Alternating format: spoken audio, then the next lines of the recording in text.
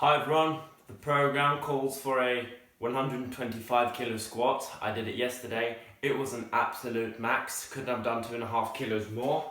So now I'm going to attempt 125 again. I'm on about 3 hours of sleep, 3.5 hours of sleep. I'm very sore. Very sore in my quads especially, and in my glutes. And actually in my hamstrings. So I'm worried about this lift, and there's a high chance that I injure myself now, and that's why I'm talking here, is because I might put this on YouTube and it might go viral for me fucking breaking my neck or something while doing squats. So that's why I'm recording this. We'll see if this is an epic fail or an epic win. Let's go.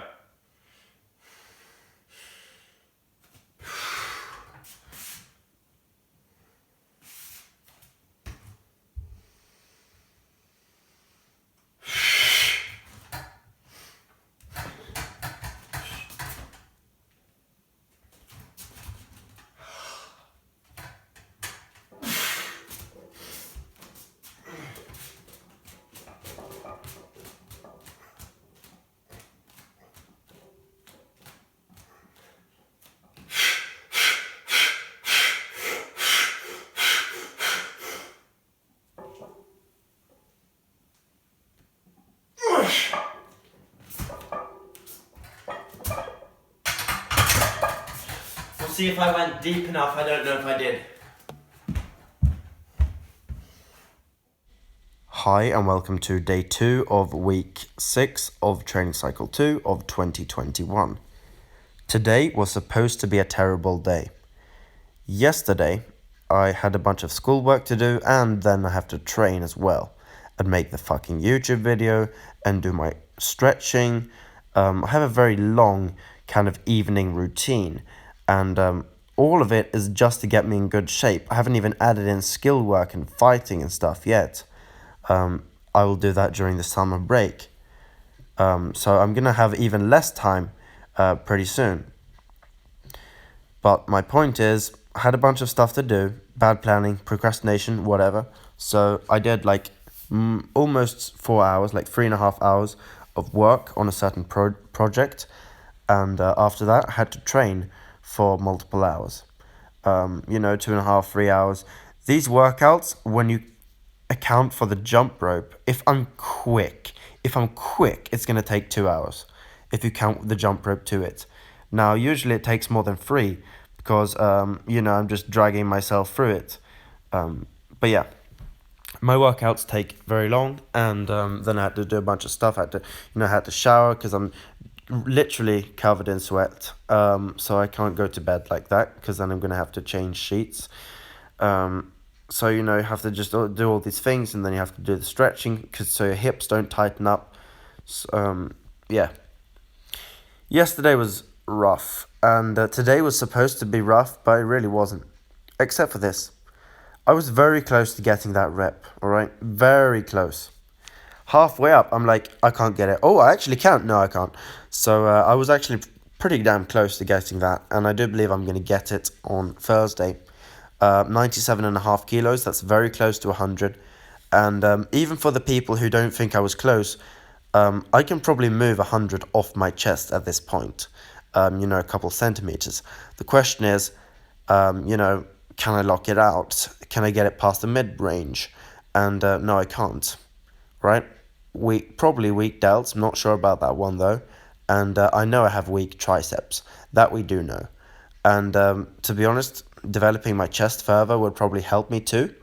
But that's not a concern since I'm doing these back off sets with the bench press, right? This is what has built my bench press, this training cycle. Eating a bunch of food, working with back off sets on the overhead press and on the bench press. And as you can see here, the bar is moving very slowly on the way up. It's like slow, all right? That's a true difficult rep. I don't know if I could have got 4 reps there. Probably not.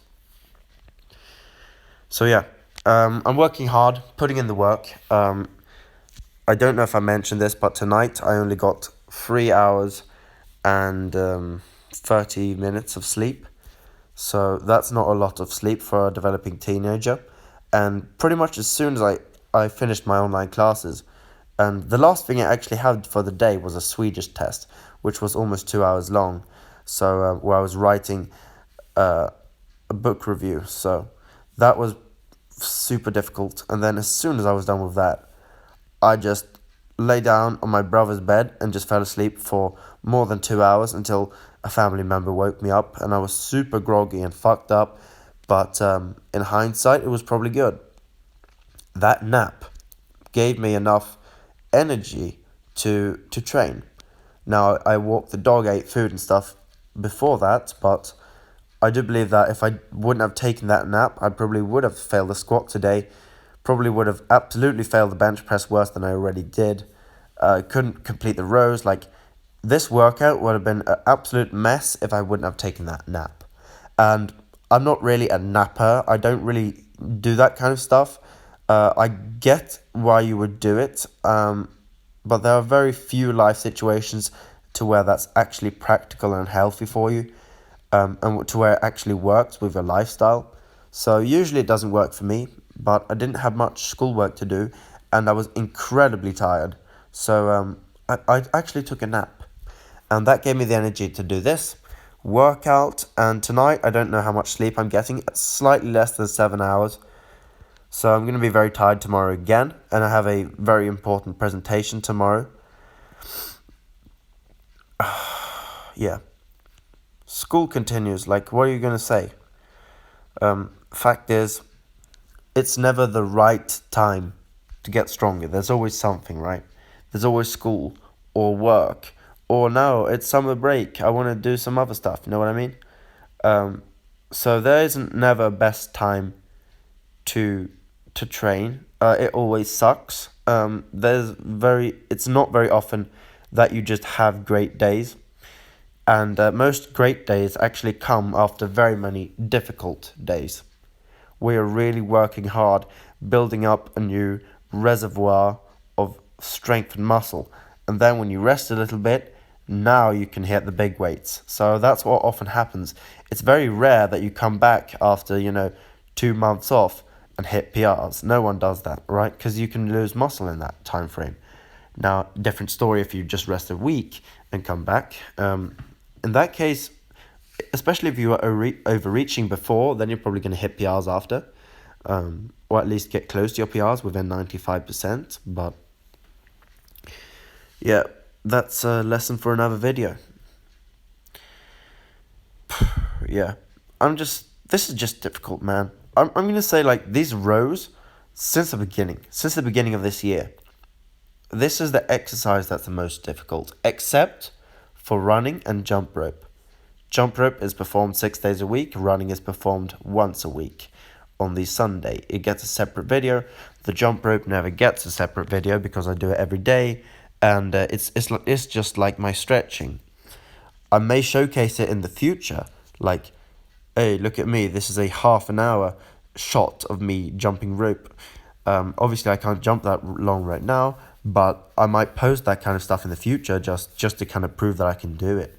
But it's not really an interesting thing to watch at all, and it doesn't have as much significance in the totality of my training. The running is more important. The jump rope is used to build the running, to build certain lower body muscles associated with running and jumping and bouncing, to build up the fascia underneath the foot, to build up the calf, to build up the whatever muscle that is, next to your shin bone. I don't know what it's named. I keep forgetting. And then you have, all the muscles underneath your toes. Really, it's mostly connective tissue there, to be honest. You're building up your feet, you're building up your ankles, you're building up your knees. And then at that same time, you're still getting a very, very, very solid fatigue component through both the calves, the quads, hamstrings, glutes. But mainly the calves and the quads are getting fatigued off the jump rope. Now, it's not to the point to where it affects my regular training, since I'm actually used to it by this point. But it is very difficult in the moment, and as I'm lying here on the sofa doing this voiceover, I can feel that my calves have been through something. However, it isn't the kind of soreness that you would get from, for example, doing calf raises to failure. It isn't really the same kind of thing. Yeah. No excuses there for that grip slip. My hand, alright, whatever, I'm going to run the excuses anyway. I had slightly wet hands, they were sweaty. My calluses were hurting once I lifted it off the ground. And yeah, just weak grip in general. If I would have had a stronger grip, even if, you ripped a bunch of skin off my hand, and I was bleeding, so I was all wet of blood, if I would have had an iron grip, I would have been able to hold on to it anyway. So it really isn't an excuse, but I actually did it better with 100 afterwards. I did hold 100 for a little while. Not as long as I've held it in the past, but pretty well. So as you can see there, 100 is nowhere near my deadlift max. My max at this point is 152.5. So double overhand, I don't know what my max is. Theoretically, on a perfect day, I could probably get 130, or at least 127.5, as I have held 125 decently well for a double overhand for a couple seconds. So yeah, I don't know what my absolute max double overhand deadlift is, but it is over 20 kilos behind my mixed grip deadlift, which that is fairly common, especially once you start getting stronger. Now, for my strength level, my grip strength is fairly proportionate. I can do pull-ups and chin-ups and rows without grip issues, and I have a little bit of grip issues on deadlifts when it comes to double overhand, but not mixed grip, right? That's a proportionate grip. A freakish grip would be you can double overhand deadlift as much as you mix grip, or as much as you do with straps. Actually, I take that back. Just mixed grip, because straps is a whole different beast. It has central nervous system. It has a central nervous system activation component to it. You feel locked into the bar. It's the same thing when you have a weight belt or when you have knee sleeves. You're able to put in more effort subconsciously. Yeah, my nose is kind of congested. The thing is, I jump rope, and my nose clears up immediately because it knows the routine. I only breathe from my nose, only nasal breathing while jumping rope, and then 20 minutes after, now, once my heart rate's gone down to close to resting, then you start getting congestion in the nose, out of nowhere. So yeah, that's often why I have a congested nose in these voiceovers. And the original reason why I really even have it in the first place is because I'm allergic to pollen. So that's why. Alright, continued. I don't know if this is the first set, probably not. The thing is, the recording thing is in front of me, so I can barely see my body here from my perspective, which is kind of annoying when I do the voiceovers. But what can you expect? I mean, I'm using iMovie, so if you use iMovie, then you just gotta suck it up, alright? Because then you're just basically a lazy human being. I record these workouts with my phone. I do these voiceovers and manage my YouTube mainly from my phone. I'm probably going to use good cameras in the future for high quality content. But for these daily videos, it isn't worth it to me to take, more than 15 minutes extra to probably actually 20 minutes extra to use a real camera and to record it all the time, and being able to take out the SD card and plug it into a computer. Plug it into a USB thing, plug that into a computer, and then go on Finder and find the files and put that in iMovie on the computer. Nah, I don't have the energy for that shit. I don't have the energy for much, to be honest. Somehow I stay consistent. Somehow I've been training almost every single day for the whole of 2021. Now, I haven't been training for, a week. A week I was in the Swedish mountains having a great time, snowboarding and stuff. So then I wasn't training, obviously. But other than that vacation, 1 week vacation, I believe I have been training almost every single day except for like 2 or 3 days this whole year. So I don't know how many weeks have gone by. I believe we're on week 16 right now. So that means that I've trained like basically 14 weeks so far, and the year hasn't even gone 16 weeks yet. 14 weeks of training every day, something along those lines. So I'm putting in serious work, and no one can deny that. No one can take that away from me, and it is having an effect on my strength. However, no, I don't want to make the school excuse. Really is about planning, but my bad planning and my procrastination leads me to having to do stuff late at night, the day before I do some important shit for school. And then when I do that, then I take away my sleep. Now, school, obviously, even if I was smarter with my time, I probably would still not sleep ideal amounts, but I probably would sleep, fucking 5 hours more in some cases. Like tonight, for example, could have slept, 8.5 instead of 3.5, right? That's 5 hours more. And yeah, these hamstring curls went good today. Hamstring strength, I feel like it's going up. I do believe there's a form component to it though. I am cheating here.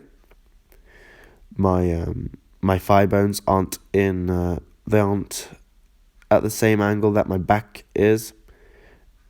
Oh yeah, that looks terrible. Yeah. Since I can do this pretty easily, I'll need to work on that form. I have the space. I have the physical capability of working on that form. I have the strength to do it, so I'm going to try to do that for tomorrow. Good mornings. These went better today. 47.5. I'm on my way to 52.5, by the way. That's what I'm going to do for this week. Probably next week and a week more after that. So, yeah. I've figured out the form to where I need to get it far down on my back.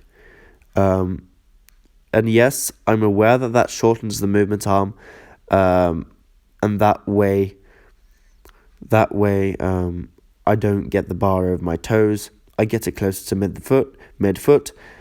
And I'm aware that makes it easier. So that's something to consider. That my weights on this exercise in the future, they won't be quite representative of my true good morning strength if I would have had it further up on my back. But I do believe that I still have it pretty far up here. It's obviously in a low bar position. But yeah, I don't think anyone's going to debate this with me because, I'm not claiming to have a world record good morning or anything. I'm just a regular guy doing, significantly less than his body weight for good mornings. At this point, this is actually more than 30 kilos below my body weight. I weigh 78 and this is 47.5. So yeah, I'm on my way up though in the body weight. Fairly soon, I'm going to hit 80 kilos, right, at the end of this training cycle. That is in about 6 weeks and a couple days, and boom. Actually, just 6 weeks. And then I hit 80 kilos as an average weight. So, yeah. I'm trying to do these good mornings properly. It's difficult. You can see me trying to figure out the form. When I put my head downwards, I can't maintain the proper spine position. I really have to kind of flex it upwards and really put in some effort. But these feel good though. They don't feel like a back injury type of risk. With the weights I'm using, even here, there I shook my head. With the weights I'm using, I feel this 100% in my hamstrings. Now I feel fatigue in my back, but I zero pain, literally. And I know people always say that, but it's true. I don't feel pain in my back. I have a very healthy back. And I didn't always have a very healthy back. I actually injured my back. I don't know how old I was. I think I was 12 or something. And I was the youngest person in my home city ever to have I don't know what it's called in English, but a specific lower back injury thing to where your lower back is cramping, literally, right? Not just figuratively. It is literally cramping, and you literally cannot move in certain positions. Like, put it this way. I could not fight a woman who at least knows how to fight. Know what I mean? And I don't want to say that to like put down women or whatever, but if you put it another way, I could not do a burpee, right? So I've gone from because my back would hurt so much, I really couldn't even get in the car properly to go places, you know? So, yeah. Now I'm off topic, but I just want to say that my back feels fantastic, but I do need to take care of it because I have a long life ahead of me, hopefully. And I will see you guys tomorrow.